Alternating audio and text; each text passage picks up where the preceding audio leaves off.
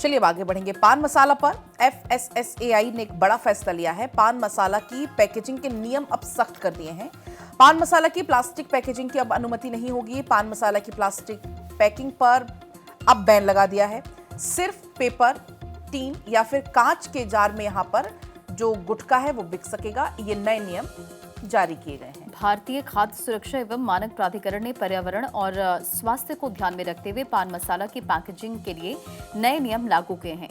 देखिए, प्राधिकरण की ओर से जारी नए दिशा निर्देशों में एल्युमिनियम फॉइल और मेटलाइज्ड परत को भी प्रतिबंध कर दिया गया है और कंपनियों को अब पैकेजिंग के लिए पूरी तरह से पर्यावरण अनुकूल और प्राकृतिक विकल्पों को अपनाना होगा। देखिए, प्राधिकरण ने स्पष्ट किया है कि पान मसाला की जो पैकिंग के लिए सिर्फ कागज, पेपर बोर्ड और सेल्यूलोज या प्राकृतिक स्रोतों से बनी सामग्री का ही इस्तेमाल किया जा सकता है।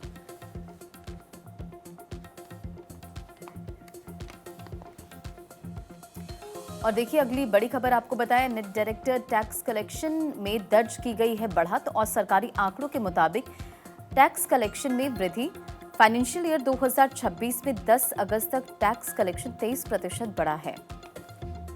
तो net director tax collection 8.11 lakh crore रुपए से ज्यादा हुआ है। तो नेट डायरेक्ट जो टैक्स है कलेक्शन में बढ़त हुई है, वृद्धि हुई है। 10 अगस्त तक टैक्स कलेक्शन 23% बढ़ा है।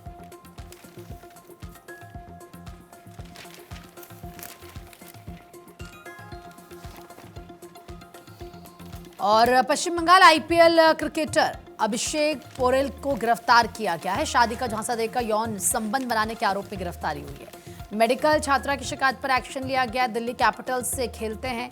हुगली जिला कोर्ट ने अभिषेक पोरेल को 3 दिन की पुलिस कस्टडी में भेजा है। तो किस तरीके से IPL में दिल्ली कैपिटल्स के लिए खेलने वाले बंगाल के क्रिकेटर अभिषेक पोरेल को हुगली जिले में पुलिस ने गिरफ्तार कर लिया। उन पर मेडिकल की एक छात्रा ने शादी का वादा करके यौन संबंध बनाने का आरोप लगाया है। चीन सुराहा की एक अदालत ने पोरेल को जमानत देने से इनकार कर दिया और 3 दिन की पुलिस हिरासत में भेज दिया गया है। पोरेल को मोगरा पुलिस ने उत्तर 24 परगना जिले के दमदम स्थित उनके घर से गिरफ्तार किया। ये गिरफ्तारी तब हुई जब 20 जुलाई को कोलकाता उच्च न्यायालय ने पुलिस को क्रिकेटर को गिरफ्तार करने का निर्देश दिया। कर्नाटक की एक मेडिकल छात्रा ने 23 जून को मोगरा पुलिस स्टेशन में पोरेल के खिलाफ शिकायत दर्ज कराई थी, जिसमें आरोप लगाया था कि वे लगभग 3.5 साल से रिलेशनशिप में थे और शादी करने की योजना बना रहे थे, लेकिन बाद में किस तरीके से अभिषेक ने रिश्ते से इनकार कर दिया। चलिए आगे बढ़ेंगे। सीएम सोरेन का ऐलान, 14वीं JPSC की परीक्षा रद्द होगी। रांची में लाठीचार्ज के खिलाफ छात्रों ने निकाला मौन जुलूस। बीजेपी के झारखंड बंद का मिला-जुला कल असर भी हमने देखा। आज जो सुबह सवेरे से ही बीजेपी के तमाम जो कार्यकर्ता है वो सड़क पर उतर गए थे, प्रदर्शन कर रहे थे, टायर जलाकर भी विरोध जताया गया। और कुछ तस्वीरें भी आपके सामने हैं प्रदर्शन के दौरान की। इस बीच अब सीएम सोरेन की तरफ से ये ऐलान हुआ है कि 14वीं JPSC की जो परीक्षा है वो रद्द होगी। ये फैसला लिया गया है। रांची में लाठीचार्ज के खिलाफ छात्रों ने मौन जुलूस भी निकाला और ऐसे में रांची से लेकर दिल्ली तक कल हमने तस्वीरें देखी, काफी ज्यादा इसको लेकर प्रदर्शन हुआ। जो छात्रों पर बल का प्रयोग हुआ था एक दिन पहले, उसको लेकर भी दिल्ली में भी आवाज उठाई गई।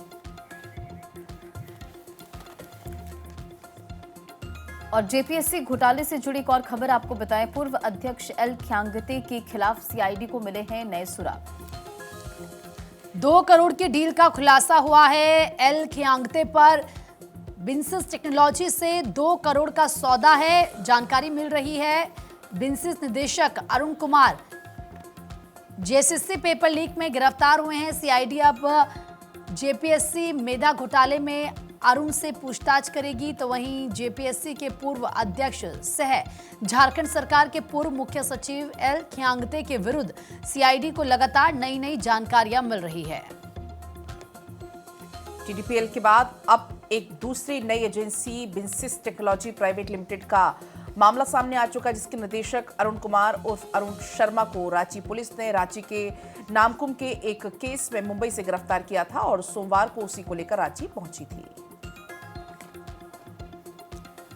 तो JPSC घोटाले से जुड़ा हुआ ये पूरा मामला